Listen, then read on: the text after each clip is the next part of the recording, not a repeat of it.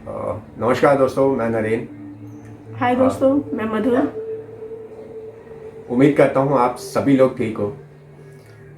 काफ़ी दिन से सोच रहे थे कि हम आपके सामने आए। हम लोगों ने मास्क इसलिए पहन रखे हैं क्योंकि हम कोविड पॉजिटिव हैं दोनों। कुछ दिन पहले ही हम कोविड पॉजिटिव पाए गए। तो हम चाहते थे कि हम अपना एक्सपीरियंस शेयर करें, कैसे लोग इस टफ टाइम में अपने आप को बोलो हम अब तक आप एक्चुअली ये वीडियो बनाने का जो मकसद था वो ये था कि लोगों में बहुत दहशत है, क्योंकि हम देख रहे हैं कि हमारे आसपास है ना बहुत दहशत है। लोग डर रहे हैं, लोगों को लग रहा है कि हमारा ऑक्सीजन लेवल कम हो रहा है और कई सारे ऐसे कई ख्याल आ रहे हैं। बहुत एक डर सा हमारे आसपास का पूरा माहौल है। हम दोनों कुछ दिन पहले ही कोरोना पॉजिटिव हुए। मैं बताना चाहूँगी कि मेरी फैमिली मेम्बर में मेरे मॉम डैड, मेरा भाई सब कोरोना पॉजिटिव हुए। छोटा बेटा जो 3.5 साल का है हमारा, उसकी रिपोर्ट नेगेटिव आई। उसकी रिपोर्ट नेगेटिव क्यों आई वो भी मैं आपको बताऊंगी। पहले मैं नरेन कुछ बताना चाहते हैं सिम्टम्स की बात करें तो मेरे केसेस में सिम्टम ऐसे थे। इनिशियली मुझे ऐसा लगा कि मेरी आइज़ बहुत हैवीनेस आ रहा है आइज़ पे, और रेडिश भी हो गई, एकदम लाल हो रही थी और दर्द हो रहा था काफ़ी ज़्यादा। तो एक दिन तो पूरा वैसा ही सिम्टम रहा, और सेकेंड डे में ऐसा हुआ कि पूरा बॉडी पेन करने लगा लोअर बैक पे और शोल्डर्स के बैक साइड में, जो मतलब अनबियरेबल था। बहुत ही मुश्किल था उस पेन को लेना। तो सेकेंड डे था तो हमने डॉक्टर से कंसल्ट भी किया, और मुझसे पहले ये पॉजिटिव हो चुकी थी।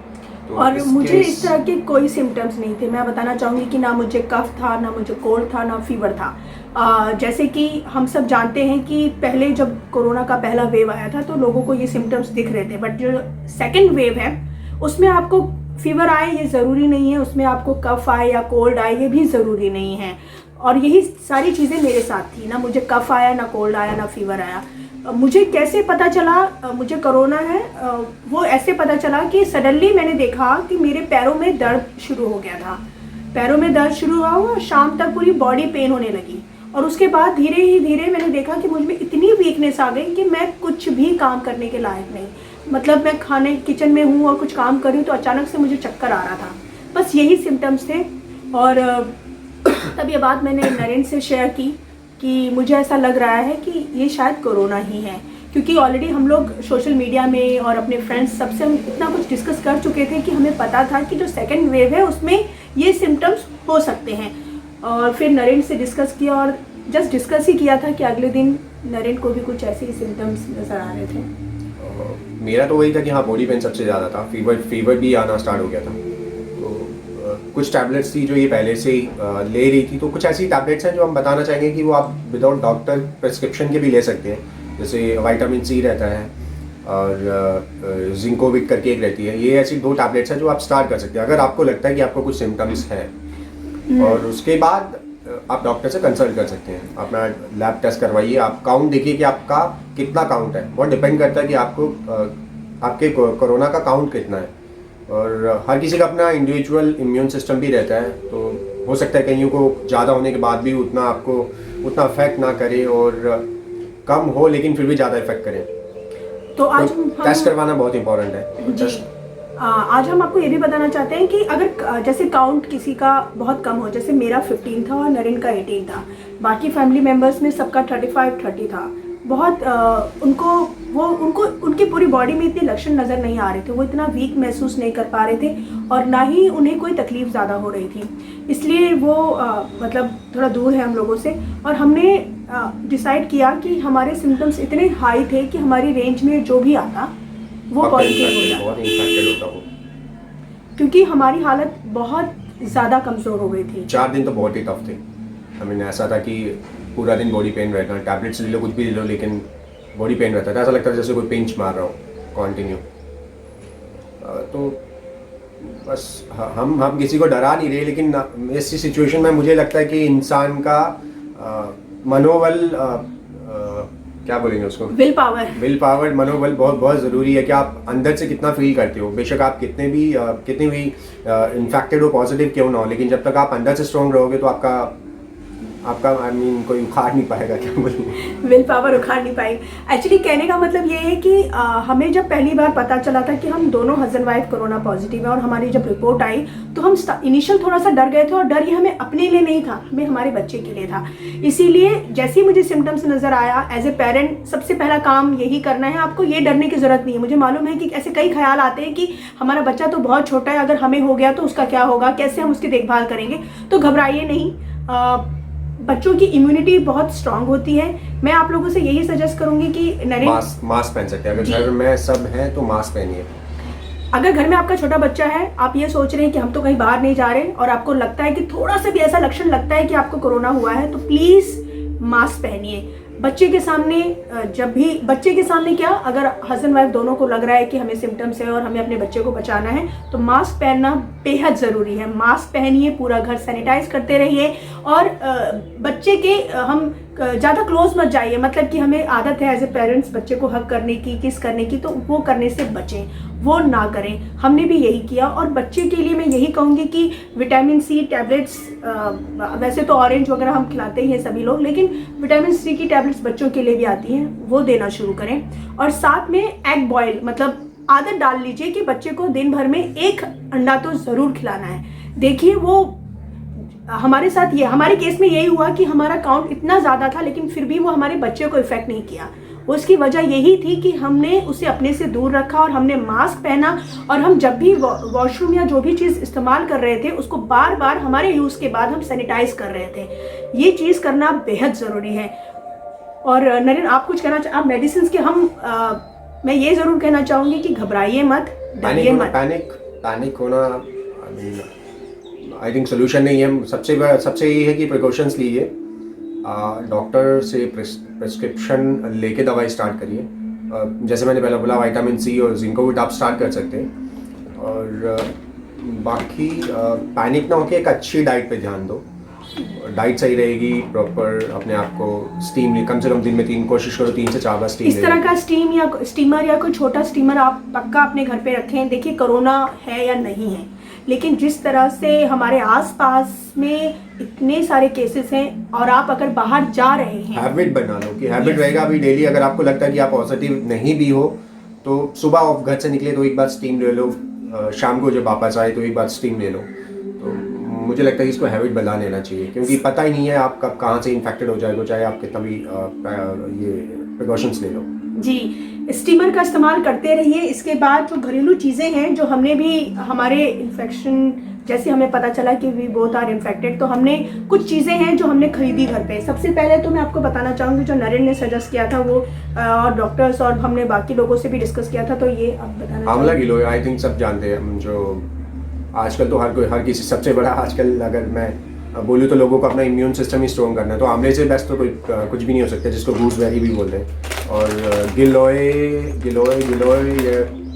भी बोलते हैं, कि अमृता बोलते हैं कई जगह। तो आंवला और गिलोय का जूस बेस्ट है, रामबाण है, सही है, वो लीजिए। और कभी कभार आपके मूड स्विंग्स भी होंगे, तो उसके लिए आप आंवले की जो कैंडी होती है वो अपने घर पे ज़रूर रखें। और सच मानिए, आपका जब भी मूड थोड़ा सा आपको लगे कि अच्छा नहीं लग रहा है या यू आर फीलिंग लो, तो ये कैंडी आप कोई भी आप मूड तो स्विंग करेगा ही, क्योंकि फीवर आपको रहेगा, आप इतना टैबलेट्स करोगे तो मूड स्विंग होना ही है, इरिटेशन तो रहेगी थोड़ी बहुत।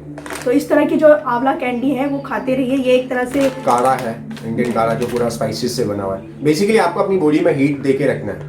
हर कोई बोलता है कि ये जो वायरस है वो 45-50, जहाँ तक मैंने पढ़ा है 50 डिग्री सेंटीग्रेड के बाद वो सर्वाइव नहीं कर सकता। तो स्टीम हम इसलिए लेते हैं कि स्टीम जब लेते हैं तो अंदर पूरा लंग्स के थ्रू पूरा अंदर फेफड़ों तक जाती है, तो कहीं भी वो रहेगा तो वो धीरे धीरे डिके होके ख़त्म हो जाएगा। गर्म पानी हम पीते हैं तो वो शायद उतना अफेक्ट नहीं करता, लेकिन हाँ कि आपका जो ये जो श्वास नली है ये थोड़ा उसको अफेक्ट रखेगा। और थोड़ा ठंडा पानी अवॉइड ना करके गर्म पानी पियोगे तो वो भी आपके शरीर के लिए सही रहेगा। लेकिन स्टीम बेस्ट है, स्टीम एंड मेडिकेशन। अगर आप गर्म पानी पी रहे हैं तो उसमें इस तरह का कोई भी कंपनी की तुलसी ड्रॉप जो होती है वो डाल लीजिए। आप देखेंगे कि आपका गला सूखेगा नहीं, और धीरे धीरे आपको पानी पीने की आदत तो डालनी ही डालनी है। मतलब आप ये कह लीजिए कि दिन भर में आपको 6-7 गिलास पानी पीना ही पीना है। फिर वो आप काढ़े के हिसाब से की तरह पीजिए, काढ़े के रूप में पीजिए या चाय के रूप में पीजिए, और या तो तुलसी ड्रॉप डाल के पीजिए। सबसे बड़ी बात जो आजकल जिस तरह से एक डर फैला हुआ हर जगह ऑक्सीजन की कमी। कभी कभार जब आपको लगता है कि आपको थोड़ा सांस, जैसे मेरे साथ अभी होता है कभी कभी बीच में कि सांस लेने में दिक्कत हो रही है, तो कोशिश करिए कि आप बैक के बल ना लेट के पेट के बल सोएं। आप सामने लेटेंगे तो थोड़ा बहुत कंफर्ट फील करेंगे, तो सांस भी थोड़ा ईजिली आएगी। बाकी सेफ्टी के लिए मैं कहूँगा कि एटलीस्ट आपको पता होना चाहिए कि आपके आसपास कौन सा हॉस्पिटल है, कहाँ पे आपको ऑक्सीजन अवेलेबल हो सकती है, क्योंकि टाइम थोड़ा क्रूशल चल रहा है, तो इन सब चीज़ों का नॉलेज होना बहुत ज़रूरी है। बाकी हिम्मत रखिए, मनोबल है तो सब सही है। और अगर आपको डर लग रहा है कि आपका ऑक्सीजन लेवल कितना है, क्या कम है या ज़्यादा है, तो अपने घर पे ऑक्सीमीटर रखिए। हमने भी अभी हमने ऑक्सीमीटर जैसे हमें पता चला तो डॉक्टर से बात करके सबसे 2 चीज़ें हमने की। एक तो थर्मोमीटर तो हर वक्त घर पे रहता ही था, लेकिन ऑक्सीमीटर भी हमने अभी रखा, क्योंकि हमारा काउंट इतना ज़्यादा था कि नरेंद्र को इनिशियली ब्रीथिंग में बहुत प्रॉब्लम हो रही थी और मुझे भी हो रही थी।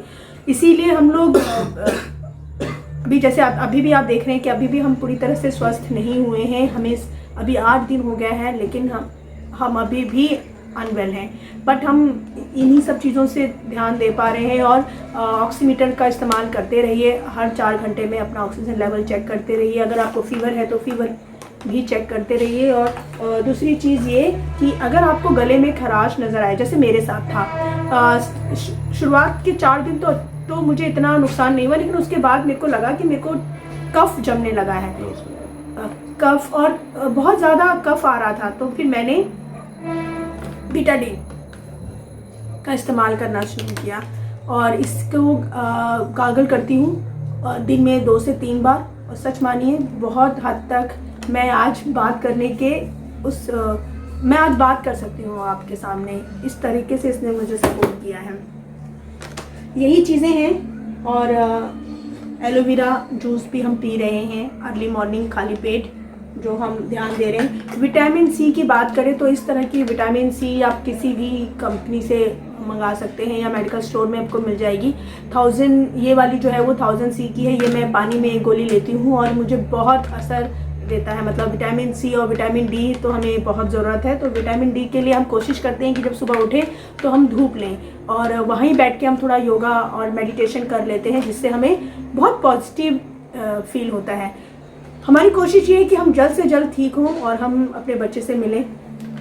और अब बस चाहते हैं कि जल्द से जल्द हम पूरी तरह से नेगेटिव हो जाएं, हमारी थॉट्स पॉजिटिव रहें लेकिन हम नेगेटिव हो जाएं और हम अपने बच्चे को मिल सकें और उसे वापस इस घर ला सकें। आप कुछ कहना चाहोगे? मेरा वही है, वही जो गवर्नमेंट बार बार बोल रही है, wear mask properly, maintain safe distancing and keep washing your hands।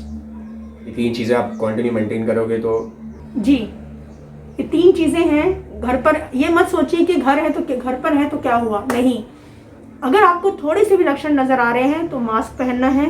इसके बाद आपको सैनिटाइज करते रहना है जब भी आप कोई चीज़ ले रहे हैं, क्योंकि हमें मालूम है मतलब हम एक साथ घर पे रहते हैं तो कई चीज़ें टच करते ही करते हैं और वो 10 बार ऐसा हो ही जाता है, नहीं ध्यान रहता।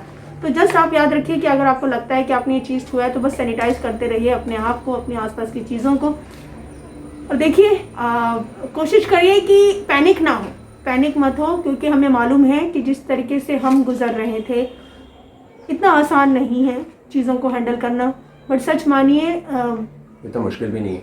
हाँ जी, जैसे नरेंद्र ने कहा इतना मुश्किल भी नहीं है, ये तो हम अपनों के लिए कर ही लेते हैं। Just stay safe and stay healthy। Yes दोस्तों, Thank you। सुरक्षित रहिए, खुश रहिए।